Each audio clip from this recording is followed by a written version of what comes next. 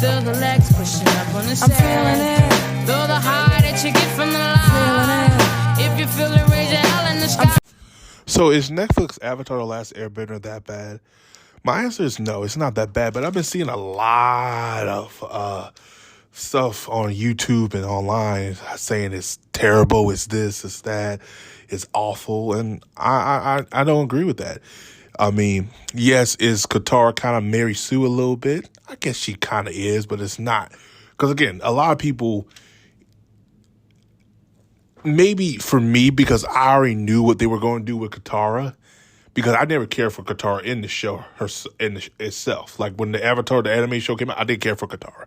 I thought she was already not a strong character for me to like. That's not even just female watch. She just wasn't. A lot of people didn't like the interpretation of Sokka. Again, I never cared for Sokka as that way. I got what he was there for, but I never cared for him. And some say it's because Aang's acting. Again, Aang, I enjoy Aang at a certain part of the show, and I know the show is about him, but I didn't really care for him as much as everybody else cared for him. So maybe that's kind of why, because there's probably some more love for those characters. I know the shipping for Aang and Katara is huge, because it's the shipping wars between Aang and Katara and Zuko and Katara. So I understand those two things a little bit. Maybe that's one of them. I don't know. But I'm just using that. I'm just saying using that too, because that might play a factor. I thought the acting was fine for what it was, especially for those three, because compared to that live action, and again, compared to the live action film we've gotten, it's a far better cry from that one. That one, if I had to rate that one, that's a straight 3 to 4. And that's being generous. Some say 2. I think 3 or 4. Because the length of time it wasn't that long. Compared to this show is a straight 6, 7, going 8. Not a strong 8, a low 8, and a mid of a 7. If you say 6, I can agree with that too. If you say 5, then personally you just don't like nothing in the show. And I think you just hating to hate. I know some people didn't like that they used some elements from season 2 and they added in season 1. That's fine, because again, you can't copy and paste everything from the show. It just doesn't work. And you have those people who hate copy and paste will come out and say, you're just copying the show and turning to live action. That sometimes it doesn't work. Some don't like the darker tone. I get that. But again, the show is not that awful.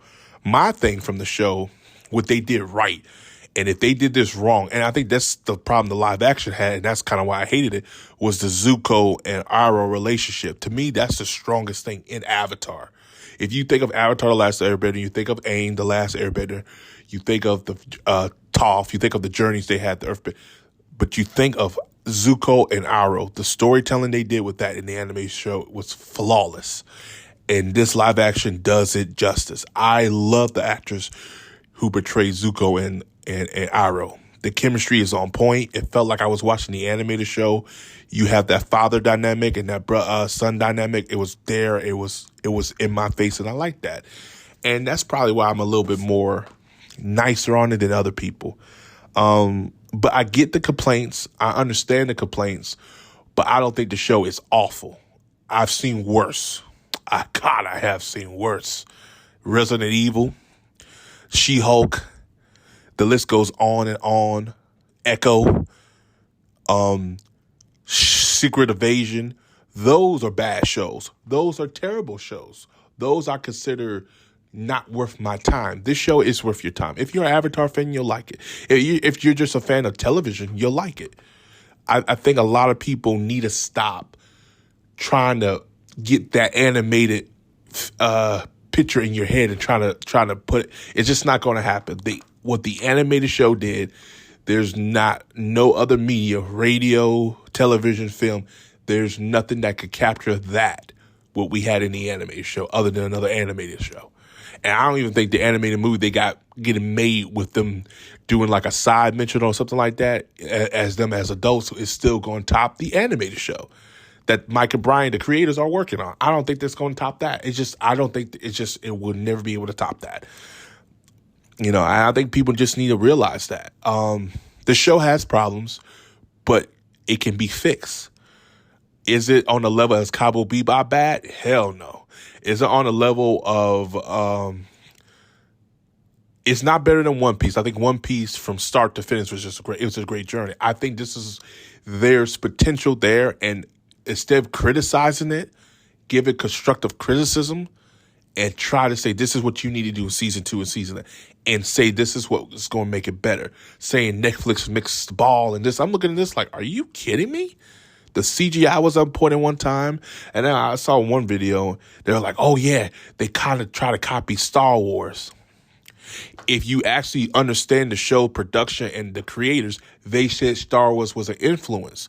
So why can't they take what influenced the show and add it into the show? Now, if you're talking about the whole idea of the Fire Nation executing the Earthbenders, we never got that in the show, and I actually enjoy seeing that in episode 1 because, again, we've heard about it because, again, go back to Star Wars, the original ones.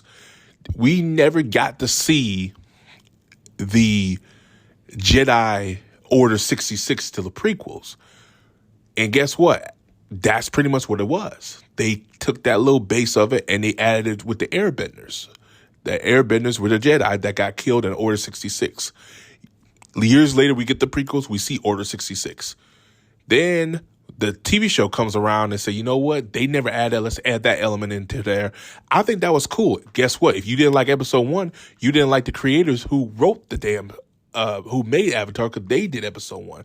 That's why I liked it, because I'm like, yo, I finally got to see that. We never got to see that because, again, they were following the notes that Star Wars were making.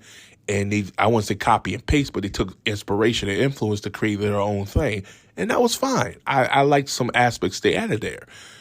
Because I always thought I would love to see the Airbenders taking on the Fire Nation, like all of them, and we got to see it.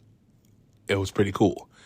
So, and it kind of explained a little bit too. So that's where I come at. Some of you guys can comment below. Let me know. Maybe you think I'm crazy. Maybe I'm wrong. Let me know. As always, have a Johnson day. See you guys in the next video.